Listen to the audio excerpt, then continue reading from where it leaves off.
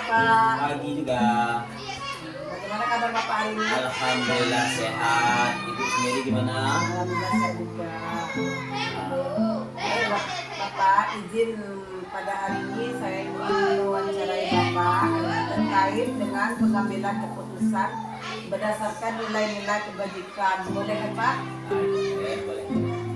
Baik, langsung saja ya Pak. Kita masuk dengan pertanyaan pertama. Selama ini bagaimana Bapak dapat mengidentifikasi kasus-kasus yang merupakan dilema etika atau bujukan moral? Tentang kasus dilema etika, menurut saya biasanya kalau ada dilema etika sangat ada konflik antara aturan sekolah dengan kebutuhan pribadi siswa, seperti kasus siswa terlambat dan juga tapi punya niat tinggi untuk tetap masuk sekolah, atau bisa juga siswa berkelahi karena hal-hal sepele dan lain sebagainya.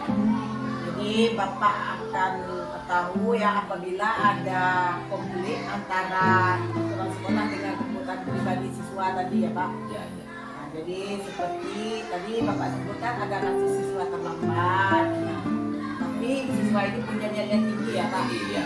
Seperti itu ya Pak. Ya. Baik, kita masuk dengan pertanyaan selanjutnya. Selama ini bagaimana Bapak menjalankan pengambilan keputusan di sekolah Bapak, terutama untuk kasus-kasus di mana ada dua kepentingan yang sama-sama benar atau sama-sama mengambil kepentingan?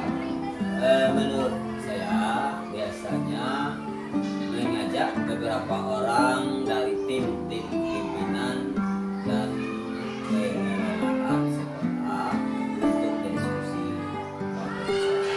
Kami pertimbangkan juga semua sisi dari masalah dan dampaknya sebelum memutuskan. Kami pun berusaha semampu kami untuk mencapai kesepakatan bersama yang adil untuk semua pihak. Jadi biasanya ya Bapak tadi mengajak ya, beberapa orang dari tim atau pimpinan pengelolaan sekolah ya. Jadi Bapak akan mengajak berdiskusi kan Pak? Ya. Tentunya Bapak akan mempertimbangkan sisi-sisi dari masalah tadi. Seperti itu Bapak. Baik, kita masuk dengan pertanyaan ketiga. Langkah-langkah atau prosedur seperti apa yang biasa Bapak lakukan selama ini? Ada beberapa langkah atau prosedur yang bisa dilakukan dalam kita lakukan, yaitu pertama kita kumpulkan semua informasi yang terkait. Kedua, kita identifikasi nilai-nilai yang bertentangan. Yang ketiga, pertimbangkan dampak keputusan untuk semua orang. Dan yang keempat, kita diskusi dengan tim. Yang kelima, kita ambil keputusan berdasarkan analisis tersebut. Dan yang terakhir, yang keenam, buatlah rencana untuk melaksanakan keputusan tersebut. Jadi ada 6 langkah ya Pak yang akan Bapak lakukan ya. Ya. Seperti yang sudah Bapak sebutkan, yaitu salah satunya tadi Bapak akan membuat rencana untuk melaksanakan keputusan tersebut. Seperti itu Bapak. Ya.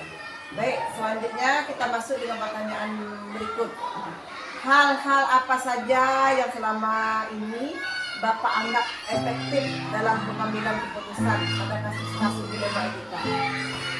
Yang kami anggap yang efektif itu dalam pengambilan keputusan adalah melibatkan berbagai orang dalam proses keputusan, berkomunikasi jelas dan transparan dalam membuat keputusan, dan juga mengikuti prosedur yang sudah ada dan dapat memastikan keputusan sesuai dengan prinsip aturan sekolah dan etika yang memanusiakan atau kemanusiaan. Jadi Bapak akan mengambil keputusan ini melibatkan orang-orang ya dalam proses tersebut tadi ya. Dan Bapak akan berkomunikasi yang jelas dan transparan juga ya dalam mengambil keputusan tersebut. Baik, kita masuk dengan pertanyaan selanjutnya. Hal-hal apa saja yang selama ini merupakan tantangan dalam pengambilan keputusan pada kasus-kasus dilema etika? Setiap pengambilan keputusan tentu ada tantangan dalam pengambilan tersebut. Itu adalah kurangnya kesadaran tentang pentingnya pendidikan dari siswa ataupun orang tua siswa. Jadi tantangannya dari siswa dan juga dari orang tua siswa ya Pak. Ya, itu tantangan. Baik, kita masuk dengan pertanyaan berikutnya. Apakah Bapak memiliki sebuah tata kelola atau jadwal tertentu dalam sebuah penyelesaian kasus dilema etika? Apakah Bapak langsung menyelesaikan di tempat atau memiliki sebuah jadwal untuk menyelesaikannya? Bentuk atau prosedur seperti apa yang Bapak jalankan? Sebenarnya saya tidak selalu punya jadwal, tetapi saya selalu berusaha untuk menyelesaikan masalah secepat mungkin sambil memastikan semua langkah yang diambil dengan hati-hati, dan juga biasanya saya membuat rencana dan memberikan tenggang waktu untuk setiap langkah, tetapi tetap fleksibel jika situasi itu sudah berubah. Jadi Bapak tidak mempunyai jadwal khusus ya. Tapi Bapak ini berusaha ya untuk semaksimal mungkin ya untuk menyelesaikan masalah secepat mungkin. Baik, kita masuk dengan pertanyaan selanjutnya. Apakah ada seseorang atau faktor-faktor apa yang selama ini mempermudah atau membantu Bapak dalam pengambilan keputusan dalam kasus-kasus dilema etika? Tentu faktor-faktor apa yang selama ini yaitu para guru yang selama ini juga membantu dalam pengambilan keputusan dilema etika. Jadi para guru yang membantu ya Pak. Baik, kita masuk dengan pertanyaan terakhir. Dari semua hal yang telah disampaikan oleh Bapak tadi, pembelajaran apa yang Bapak petik dari pengalaman guru Bapak mengambil keputusan dalam dilema etika?